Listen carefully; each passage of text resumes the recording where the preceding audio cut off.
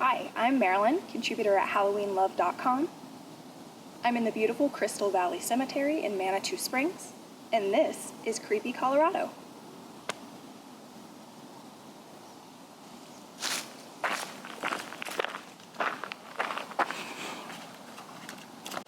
The story that I will be telling you today is probably Manitou Springs' most famous macabre story, that of Emma Crawford and the Emma Crawford Coffin Races.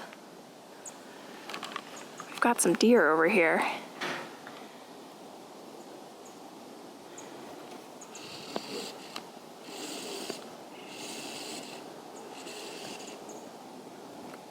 So shortly after the gold rush made it to Colorado, Manitou Springs was founded.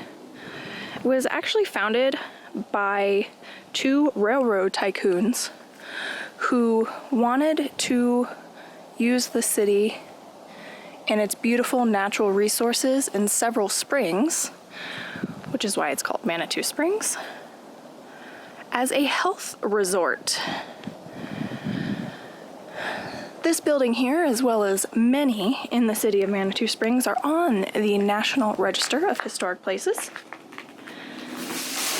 Oh my God, there was a deer right there. I'm sorry, baby. I'm sorry. Oh, she doesn't seem too bothered. Crystal Valley Cemetery.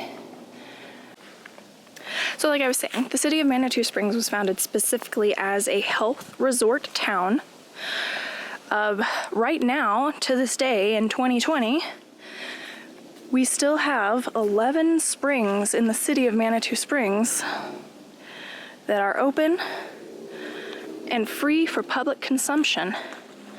I personally don't like the water. You can taste the minerals in it. That is not a flavor that I like.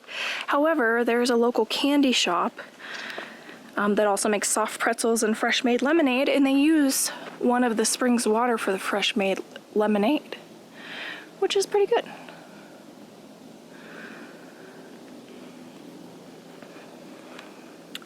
So the story of Emma Crawford starts with her birth on March 24th, 1863. She was born in Massachusetts, not here in Colorado. By the age of 3, she was an accomplished piano player, which is just wild to me.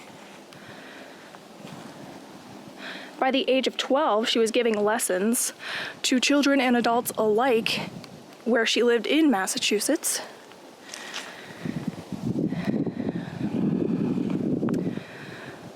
By the age of 15, she was a traveling concert pianist. She played with renowned violinists and cello players who were from the musical school in Boston. She spent much of her teens and 20s as a well-respected and sought-after pianist and piano teacher. Unfortunately, Emma battled with poor health her entire life. The family doctor suggested that her family move to the newly founded health resort town of Manitou Springs. Our air here is very dry. We get 300 plus days of sunshine a year. And the spring waters were at the time considered to be healing waters. Several people suffering with what we now know to be tuberculosis came here in the mid to late 1800s because of those attributes of the town. So in 1889, Emma Crawford was 36 years old. She gave up her established Boston pianist career and moved here to Manitou Springs, Colorado. Her home, which I will drive us by later, still stands today. It's a beautiful Victorian. It's got tall ornate windows, which you'll see with a mixture of clear and stained glass panels, some of which still exist on the home. Big windows are a huge thing here in Manitou Springs. A lot of the original buildings or the early buildings from the 1850s on up to the 1950s were built with huge windows. And that is because you could open those windows and let that dry, healing air in, as well as the abundant sunshine, and we all know how good fresh air and sunshine is. She started to feel a lot better. Her health never fully rebounded, but she was better than she had been in a long time in Massachusetts. So here in Colorado, she lived here during an era when women were expected to take the role of angel of the house, if you will, keeping the home clean and proper, taking on domestic hobbies such as knitting or, I don't know, painting. What are domestic hobbies? Dishwashing is not a hobby, but that's the first thing I think of. Emma was a bit of a rebel. She became an avid hiker and a naturalist, which I would consider myself to be a hiker and a naturalist as well, so her and I have that in common.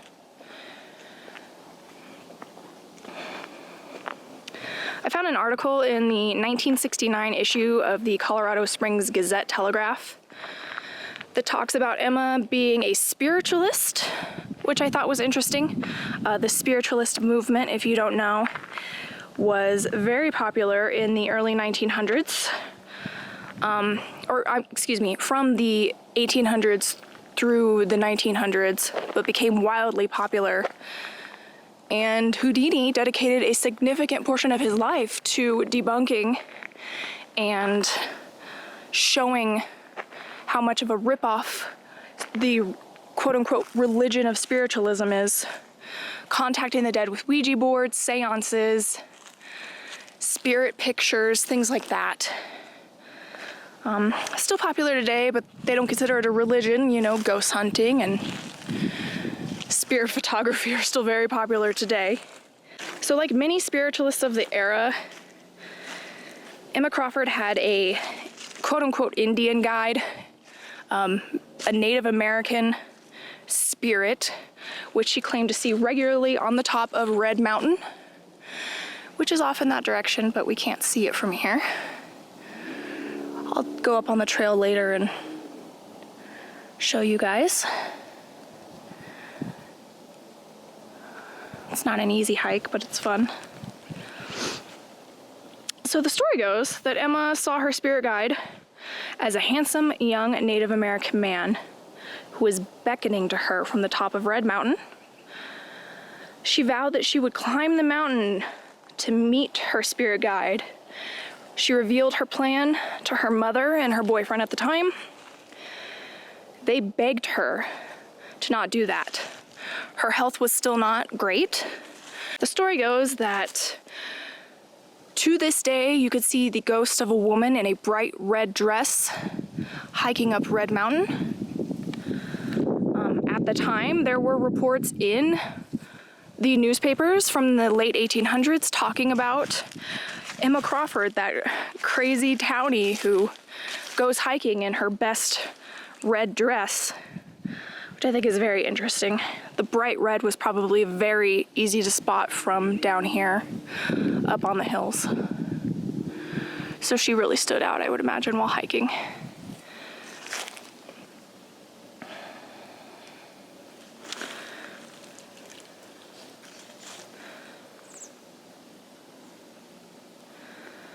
So during this hike to go meet up with her spirit guide, where she went all the way to the top of Red Mountain, she didn't arrive home until very late that evening.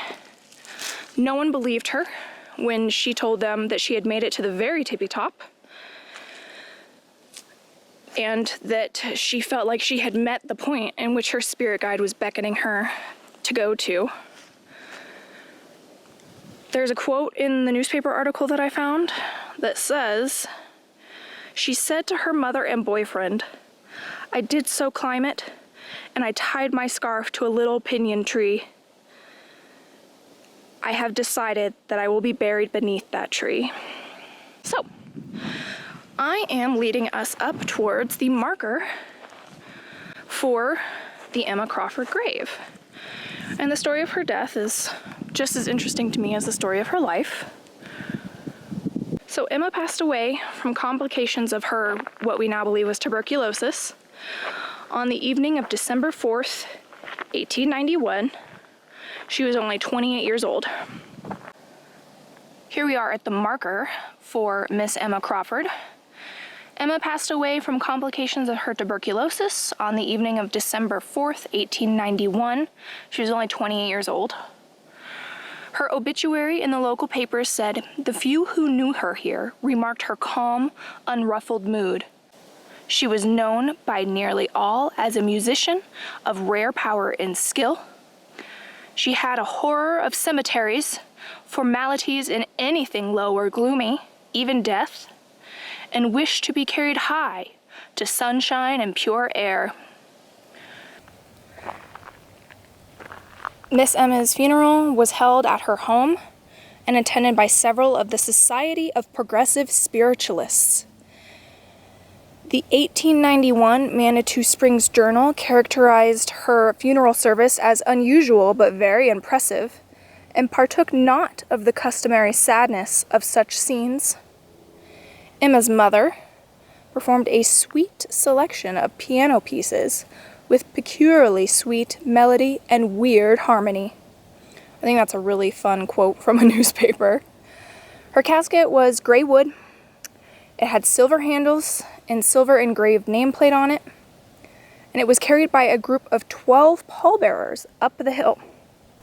It is 1.5 miles straight up. So carrying Emma's casket to the summit of the Red Mountain was an ordeal, but it was important to her family and the spiritualist that she practiced with, that her wish be fulfilled, that she be buried at the top. She was buried shallow under a spruce tree. Her grave was covered in large rocks that were just found around the area. In 1912, which was 21 years after she died, the spot where Emma was buried was being developed for a powerhouse and tourist cart depot for visitors who wanted to summit Red Mountain, as Emma had done so regularly on her own 21 years before. Her casket was moved over the western slope of Red Mountain. So after her body was moved,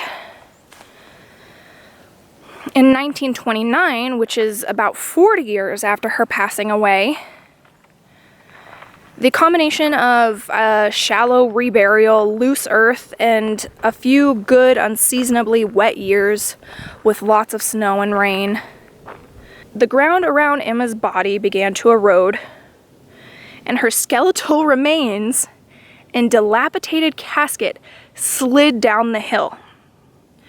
There was a bit of a landslide, if you will, along with a little bit of rain runoff, and it just took her body, casket and all, and sent it flying down the hill. The casket broke apart, as well as her skeletal remains, and although not everything has been found still to this day, most of the pieces ended their journey on a homestead, which was behind Main Street here in Manitou Springs. The bits that made it all the way down into the town were discovered by 2 young boys. They wrapped up the pieces they had found in linen and hid them, including the skull, which they actually kept out. They didn't wrap up the skull, and they were playing with poor Emma's skull 40 years after she died. These 2 boys were spotted playing with a human skull by some neighbors who alerted the local police. After some interrogation, the boys led authorities to the spot where they had hid the rest of the pieces. Their cloth bundle included various bones, a silver casket handle, and the engraved nameplate, confirming the remains were that of Miss Emma Crawford. Emma's remains stayed in the city storage for 2 years, until one of her pallbearers and former neighbor, Bill, who was only a teenager at the time of her death, so 40 years later he's now in his mid-50s, took responsibility for her and paid to have her buried in an unmarked pauper's grave here in the Manitou Cemetery. The Crystal Valley Cemetery. It was just the Manitou Cemetery at the time.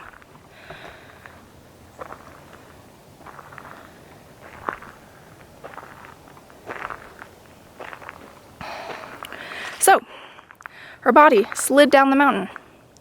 Yet, it gets even weirder. In 1994, the city of Manitou Springs was looking for ideas to boost tourism, and the Emma Crawford Coffin Races were born. That's right. The tragic tale of Emma's restless bones careening down Red Mountain on a tide of orange gravel and rainwater and landing near Main Street became the idea for a huge tourism event here in Manitou. It's held every October. However, due to current World Health events, they're not having it this year in the traditional fashion. The celebration kind of serves as a bizarre mix of memorial to Emma and a celebration of her corpse's journey, a Halloween party, a Halloween parade, and a street and craft fair. It takes place on the Saturday before Halloween and includes a costume contest, and the coffin race itself, of course, is where you make your own coffin. It started out as more traditional Old West style body-shaped coffins, but has since become more of like a Red Bull go-kart type race. And let me read you the rules from their website here. It says, one person, the Emma, is a passenger, and 4 others, the mourners, push the elaborately decorated coffin cart up Main Street 200 yards, or about 183 meters. The teams race 2 at a time, and it's a tiered race, so the winner of each race competes with another winner of another race, and it goes on until we have a winner. There's several prizes awarded, including first through third place, the best Emma costume, the best coffin, and the best mourner costume. I would like to tell you a little bit about the last time I attended the Emma Crawford Coffin Races. The 2014 Halloween Festival was the 20th anniversary, and I was lucky enough to attend that event. Of course, it has changed considerably from when I was a kid. The street was super crowded. Locals and tourists from not only all over the state, but all over the country and probably all over the world, honestly, were there. I looked up the statistics, and they believe approximately 6,000 people attended the Emma Crawford Coffin Races for its 20th anniversary.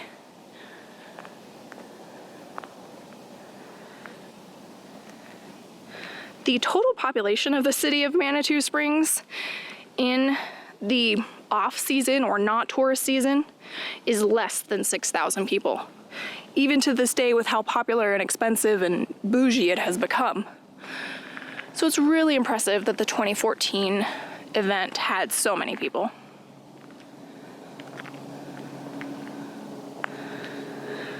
Nowadays, a lot of the coffins have corporate sponsors.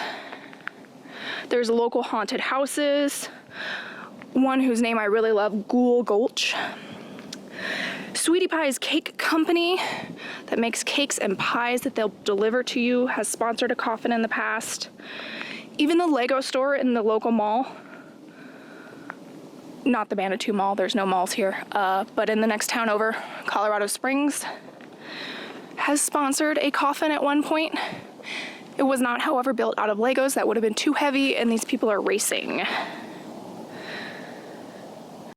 I wanted to show you guys this beautiful headstone, or grave marker. I don't know if it's specifically a headstone. but I believe it's probably from the 1920s.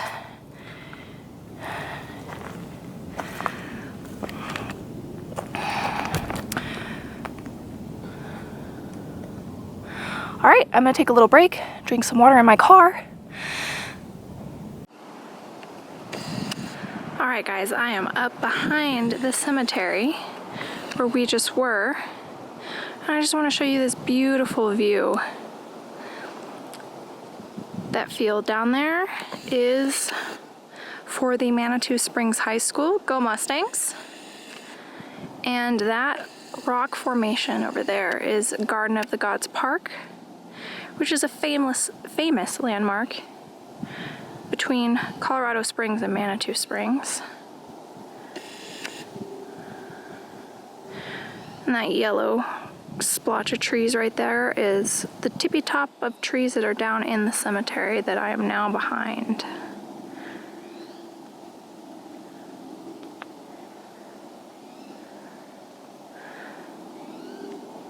And here's the trail I'm on. Alright, y'all, I'm about 600 feet or so above where I was before. Sorry about the wind noise, but I wanted to show you guys Red Mountain, where Miss Emma Crawford climbed. So this is Red Mountain, and then behind it is Pikes Peak, Colorado, one of our 14ers here in the Rocky Mountains. And then over here, I'm pretty sure this one is called Manitou Mountain with the stripe up it. And that's a famous hiking spot. People travel from all over the world to hike up the Manitou Incline. So where she was buried would have been around here somewhere. And her body slid down into Main Street. All the way down here. Quite a long journey. Alright, y'all, I am here in front of what I believe is the original home of Miss Emma Crawford here in Manitou Springs. And I just wanted to show you the beautiful Victorian gingerbread dollhouse details that the current homeowners and previous homeowners after Emma have really maintained nicely, which I greatly appreciate. Looks like they've got a cute little Halloween decoration out here. And it's interesting because if I step back, you can see it is built on a very sharp, snaky mountain incline road. And those big, beautiful windows I was telling you guys about that are so popular here are still featured in this home with this enclosed patio type area almost. I love it. It's one of my favorite homes in the city for sure. But you can see Red Mountain and all the other beautiful hills around here very well from this home. So you can see where she may have spotted her spiritualism Native American guide at some point while looking out her window. Editing Marilyn here.